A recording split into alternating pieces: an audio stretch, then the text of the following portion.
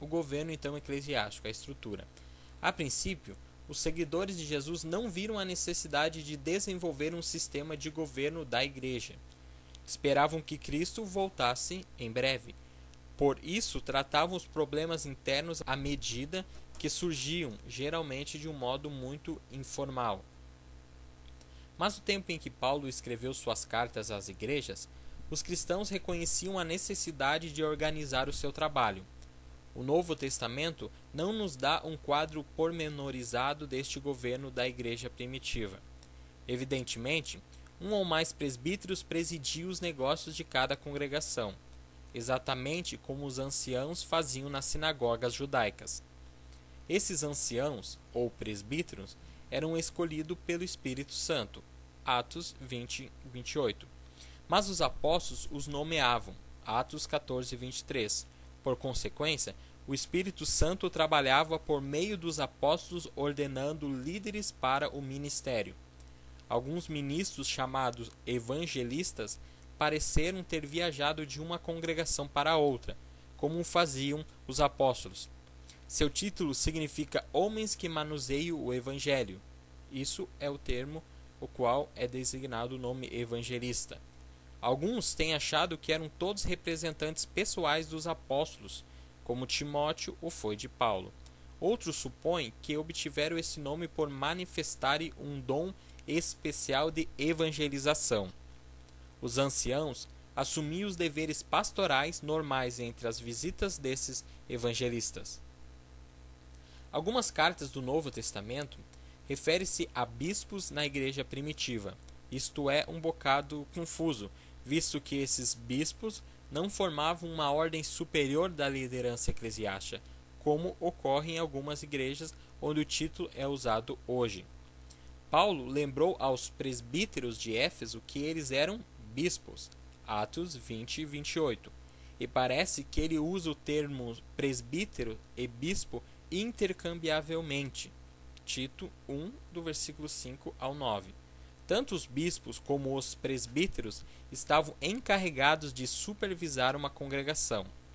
Evidentemente, ambos os termos se referem aos mesmos ministros da igreja primitiva, a saber, os presbíteros. Paulo e os demais apóstolos reconheceram que o Espírito Santo concedia habilidades especiais de liderança a certas pessoas. 1 Coríntios 12, 28. Assim, quando conferiam um título oficial a um irmão ou irmã em Cristo, estavam confirmando o que o Espírito Santo já havia feito. A igreja primitiva não possuía um centro terrenal de poder. Os cristãos entendiam que Cristo era o centro de todos os seus poderes. O ministério significava servir em humildade, em vez de governar de uma posição elevada. Ao tempo em que Paulo escreveu suas epístolas pastorais, os cristãos reconheciam a importância de preservar os ensinos de Cristo por intermédio de ministros que se devotavam a estudo especial, que manejavam bem a palavra da verdade. 2 Timóteo 2,15. A igreja primitiva não oferecia poderes mágicos por meio de rituais ou de qualquer outro modo. Os cristãos convidavam os incrédulos para fazer parte do seu grupo, o corpo de Cristo, Efésios 1, 23, que seria salvo como um todo. Os apóstolos e os evangelistas proclamavam que Cristo voltaria para o seu povo, a noiva de Cristo. Negavam que indivíduos pudessem obter poderes especiais de Cristo para seus próprios fins egoístas. Atos 8, 9 ao 24. Os padrões de adoração, como a igreja primitiva adorava. Visto que os cristãos primitivos adoravam juntos, estabeleceram padrões de adoração que diferiam muito dos cultos da sinagoga. Não temos um quadro claro da adoração cristã primitiva até 150 d.C., quando Justino Marte, um pai apostólico, descreveu os cultos típicos de adoração. Sabemos que a igreja primitiva realizava seus serviços no domingo. Quando Justino Marte descreveu os cultos típicos de adoração, sabemos que a igreja primitiva realizava seus serviços no domingo, o primeiro dia da semana. Chamavam-no de o dia do Senhor, porque foi o dia em que Cristo ressurgiu dos mortos. Os primeiros cristãos reuniam-se no templo em Jerusalém, nas sinagogas ou nos lares. Alguns estudiosos creem que é referência ao ensino de Paulo na escola de Tirano, Atos 19:9, indica que os primitivos cristãos às vezes alugavam prédios de escola ou outras instalações. Não temos prova alguma de que os cristãos tenham construído instalações especiais para seus cultos de adoração durante mais de um século após o tempo de Cristo. Onde os cristãos eram perseguidos, reuniam-se em lugares secretos como as catatumbas, túmulos subterrâneos de Roma. Creem os eruditos que os primeiros cristãos adoravam nas noites de domingo e que seu culto girava em torno da ceia do Senhor. A ceia era ministrada todos os cultos. Mas, em algum ponto, os cristãos começavam a manter 2 cultos de adoração no domingo, conforme descreve Justino Marte, um bem cedo de manhã e outro ao entardecer.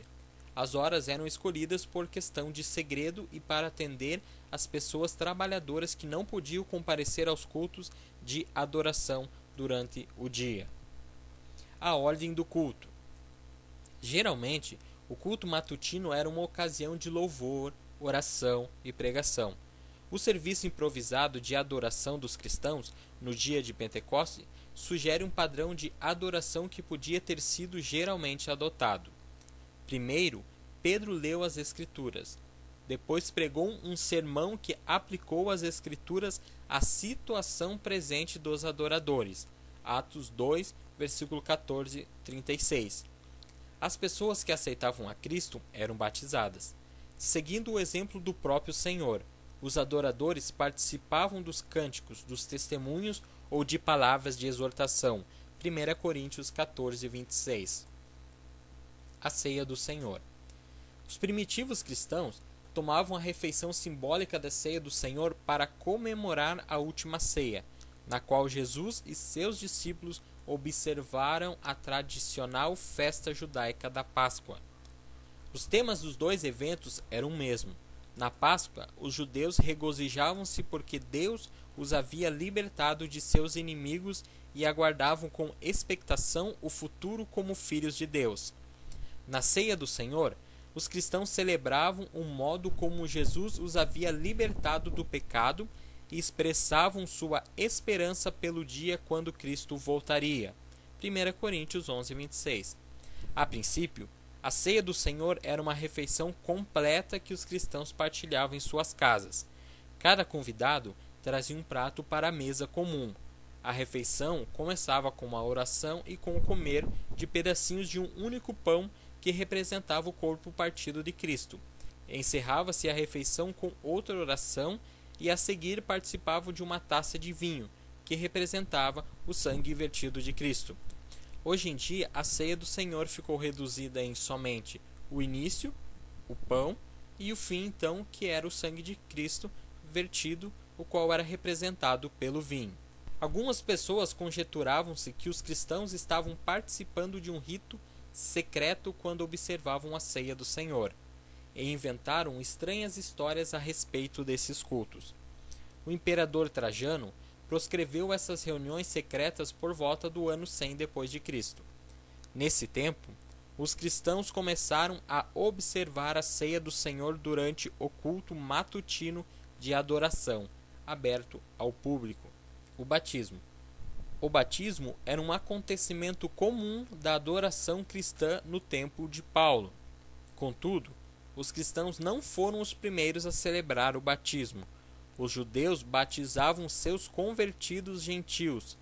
Algumas seitas judaicas praticavam o batismo como símbolo de purificação, e João Batista fez dele uma importante parte de seu ministério. O Novo Testamento não diz se Jesus batizava regularmente seus convertidos, mas numa ocasião, pelo menos, antes da prisão de João, ele foi encontrado batizando. Em todo caso, os primitivos cristãos eram batizados em nome de Jesus, seguindo o seu próprio exemplo. Marcos 1, 10, Gálatas 3, 27. Parece que os primitivos cristãos interpretavam o significado do batismo de vários modos. Vou abrir um parênteses aqui para falar o porquê que os cristãos são batizados em nome de Jesus. Porque o batismo, na época em que não houve a morte de Cristo, era somente um ato de purificação herdado pelo judaísmo. No momento, então, que Cristo morreu e ressuscitou e se ascendeu aos céus, aí sim o batismo passou a ser em nome do Pai, do Filho e do Espírito Santo. Então, fechando o parênteses e continuando. O batismo, então, por vários modos, tinha um significado como símbolo da morte para o pecado. Romanos 6, 4, Gálatas 2, 12. Da purificação de pecados, Atos 22, 16, Efésios 5, 26. E da nova vida em Cristo, Atos 2, 41, Romanos 6, 3. De quando em quando, toda a família de um novo convertido era batizada. Atos 10, 48, 16, 33, 1 Coríntios 1, 16. O que pode significar o desejo da pessoa de consagrar a Cristo tudo quanto tinha. O calendário eclesiástico. O Novo Testamento não apresenta evidência alguma de que a igreja primitiva observava quaisquer dias santos, a não ser sua adoração no primeiro dia da semana. Atos 27, 1 Coríntios 16, 2, Apocalipse 1, 10. Os cristãos não observavam o domingo como dia de descanso até ao quarto século de nossa era, quando o imperador Constantino designou-o como um dia santo para todo o Império Romano. Os primitivos cristãos não confundiam o domingo com o sábado judaico e não faziam tentativa alguma para aplicar a ele a legislação referente ao sábado. O historiador Eusébio diz-nos que os cristãos celebravam a Páscoa desde os tempos apostólicos. 1 Coríntios 5, 6 ao 8, talvez se refira a uma Páscoa cristã na mesma ocasião da Páscoa judaica. Por volta do ano 120 d.C., a Igreja de Roma mudou a celebração para o domingo após a Páscoa judaica, enquanto a Igreja Ortodoxa Oriental continuou a celebrá-la na Páscoa judaica. O conceito do Novo Testamento sobre a Igreja. É interessante pesquisar vários conceitos de igreja no Novo Testamento. A Bíblia refere-se aos primeiros cristãos como família e templo de Deus, como rebanho e noiva de Cristo, como sal, como fermento, como pescadores, como baluarte sustentador da verdade de Deus, de muitas outras maneiras. Pensava-se na igreja como uma comunidade mundial única de crentes, da qual cada congregação local era afloramento e amostra. Os primitivos escritores cristãos muitas vezes se referiam à igreja como o corpo de Cristo e o novo Israel. Esses dois conceitos revelam muito da compreensão que os primitivos cristãos tinham da sua missão no mundo.